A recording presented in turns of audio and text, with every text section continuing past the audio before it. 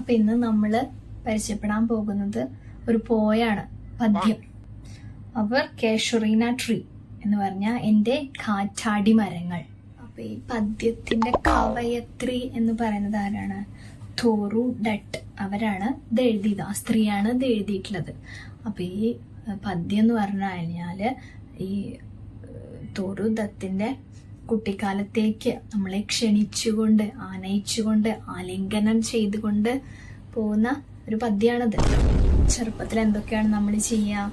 പാടത്ത് കളിക്കും, ഊഞ്ഞാലാടും, കണ്ടത്തിൽ കളിക്കും. ഇതൊക്കെയാണ് ചെറുപ്പത്തിലെ നമ്മളെ ഹോബീസ്.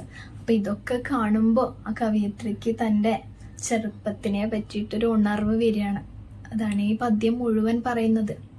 പിന്നെ ഈ പോയത്തിൽ കുറെ വേർഡ്സ് ഉണ്ട്. ലൈക്ക് എ ഹ്യൂജ് പൈത്തൺ എന്ന് പറയുന്നത് എന്താണ്?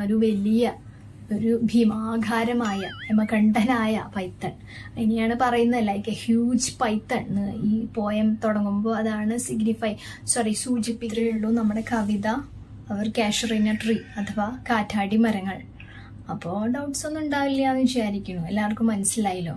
അപ്പം നിങ്ങൾ നാളെ വരുമ്പോൾ ദ ചേർച്ച് ഗോയിങ്, ഫിലിപ്പ് ലാർക്കിൻ്റെ പള്ളി പോകുന്നു എന്നുള്ള പോം ഒന്ന് നോക്കി വരാം. ആ കവിത ഒന്ന് നോക്കി വരാം. വളരെ സിമ്പിളാണ് പോയം. ആ ടൈറ്റിൽ നോക്കിയാൽ തന്നെ നിങ്ങൾക്ക് മനസ്സിലാവുമല്ലോ. ചേർച്ച് ഗോയിങ്, പള്ളി പോകുന്നു.